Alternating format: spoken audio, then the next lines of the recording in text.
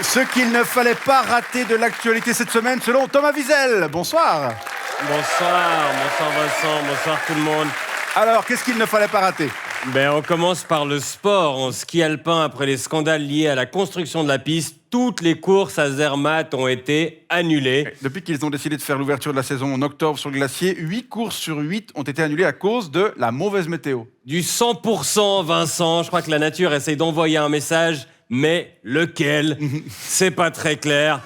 Moi, j'adore, à chaque fois que j'entends à la radio, la course de ski est annulée à cause de la neige. Mais quoi ? Aujourd'hui, pas de ski, trop de neige. Mais vous imaginez, le Vendée Globe, on annule, il y a trop d'eau.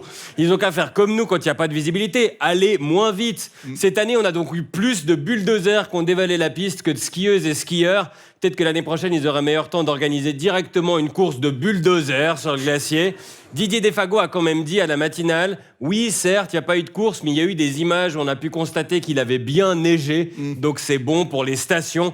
Mais pour voir qu'il y a neigé, il n'y a pas besoin de dépenser des millions pour organiser des courses de ski. Sur tous les sites web des stations, il y a des webcams. Eh oui. Politique, stupeur en Argentine où le surexcité Javier Milei a remporté l'élection présidentielle avec des méthodes choc. Il prône des coupes à la tronçonneuse dans les dépenses publiques pour améliorer l'économie. Ouais, vous l'avez, c'est subtil. Hein. Ces meetings, on dirait des extraits de massacres à la tronçonneuse.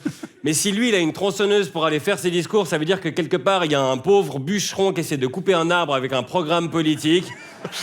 Il était contre qui déjà ? Sergio Massa, le ministre de l'économie sortant. Et l'économie en Argentine va pas bien, l'inflation est à 140%. Donc affronter le ministre de l'économie d'une économie qui est à 140% d'inflation, c'est comme affronter Andorre, la Biélorussie et le Kosovo dans un groupe de qualifs de l'euro. C'est plus dur de perdre que de gagner, et Dieu sait qu'on a essayé de perdre. Il y a pas mal de trucs aussi assez extravagants dans son programme, non ? Et par exemple, je sais pas, il veut libéraliser le marché de la vente d'organes. Donc en Argentine, dans les magasins, on pourra bientôt dire pour de vrai, ah, ça coûte un rein. Sauf que l'inflation augmente tellement vite qu'on te répondra, alors non, maintenant c'est 1,7 rein, en fait. Il est aussi contre l'avortement, mais c'est assez cohérent avec la vente d'organes. Tu vas pas te débarrasser d'un embryon alors que dans quelques mois, tu peux le vendre en pièces détachées comme une Suzuki Swift. C'est du gâchis. Il paraît qu'il utilise même un médium pour parler à ses 5 chiens, qui sont les clones de son chien mort et qui sont, d'après lui, les meilleurs analystes politiques du monde. Mais comment voulez-vous inventer des blagues quand c'est ça la réalité ? Franchement, faudrait pas s'étonner quand il prendra une décision difficile et qu'il dira « en commençant à se lécher le trou de balle, Vincent ». Autre élection aux Pays-Bas, c'est le politicien d'extrême droite Geert Wilders qui a gagné les élections. C'est un cousin éloigné de la famille Malfoy, visiblement. S'il y a une leçon à tirer de ces dernières années en politique, c'est que la première étape pour gagner une élection, c'est d'échanger son coiffeur avec un toiletteur pour chien. Moi, si je conseillais Éric Zemmour, je lui dirais de faire une collaboration avec Éric Zemmour, le coiffeur. Parce que oui, il y a un coiffeur qui s'appelle Éric Zemmour, qui a sa chaîne de salon et qui a dû passer des dernières années très agréables. Mais s'il aide son homonyme politicien, 2-3 ajustements capillaires et il va finir à l'Élysée, c'est sûr. Dimanche, Vincent, c'était la journée mondiale des toilettes et Bill Gates a visité les égouts de Bruxelles. Finalement, ça n'a pas l'air si cool que ça d'être milliardaire. Hein. Au Japon, un homme arrêté après une prise d'otage dans un bureau de poste. Ça, il n'y a pas de risque que ça arrive en Suisse. Il n'y a presque plus de bureau de poste. Les otages ont dû patienter plusieurs heures. Ouais, comme nous à la poste quand il n'y a pas de prise d'otage. Et c'est la découverte scientifique de la semaine. Le mystère du pénis disproportionné d'une chauve-souris enfin résolu. Ah oui. Et ce, grâce à l'aide spontanée d'un mail venant d'un retraité néerlandais. C'est pas ce retraité néerlandais, mais je l'ai mis parce que c'est le seul que je connaissais. C'est plutôt lui, Jan Joyken, un retraité sans formation scientifique qui a installé plein de caméras pour filmer les chauves-souris qui nichent dans l'église de son village. Les filmer en train de se reproduire, Vincent. Le type a fait des sextapes de chauves-souris. Normalement, à la retraite, tu commences les mots croisés, pas les pornos animaliers. Et un jour, l'équipe du professeur Fazel de l'Université de Lausanne a reçu un mail dont le premier mot était pénis, suivi par quelque chose en néerlandais, et les filtres anti-spam de l'UNIL ont laissé passer ça. C'est un miracle. Et alors, la question reste entière, Thomas. Et pourquoi ces chauves-souris ont un pénis si énorme, alors ? Alors, en fait, cette chauve-souris, elle n'utilise pas son organe pour pénétrer, mais comme une sorte de bras copulateur, ce qui entre directement à la place numéro 1 des pires surnoms que peuvent donner les adolescents à leur pénis. Tu veux voir mon bras copulateur? Non merci Ethan, rhabille-toi. En fait, cette chauve-souris utilise son bras copulateur pour écarter la membrane qui protège l'appareil génital de la femelle et ensuite le rapport se fait sans que les appareils génitaux se touchent. C'est un paiement avec la carte, vous avez le sans-contact, oui absolument, bip. Et ils peuvent se reproduire comme ça? Oui, c'est la première fois qu'on observe un mammifère capable de le faire. Il peut féconder la femelle en Wi-Fi.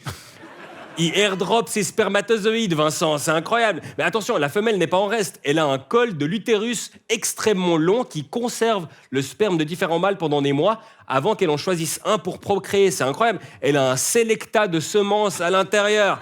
Je vais avoir un enfant, oh c'est qui le père? Je sais pas, j'ai pas encore choisi.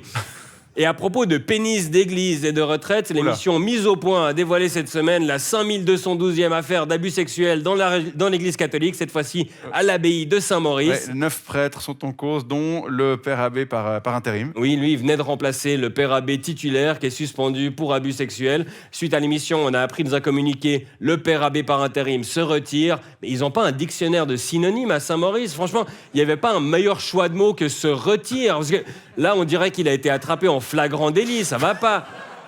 L'abbaye se défend en disant sur les 9 cas, une seule affaire est en cours, 3 ont été jugés et 5 chanoines sont décédés. Oui, ce qui montre la stratégie de l'Église catholique pour punir les abuseurs, attendre qu'ils meurent et déléguer le jugement à Saint-Pierre.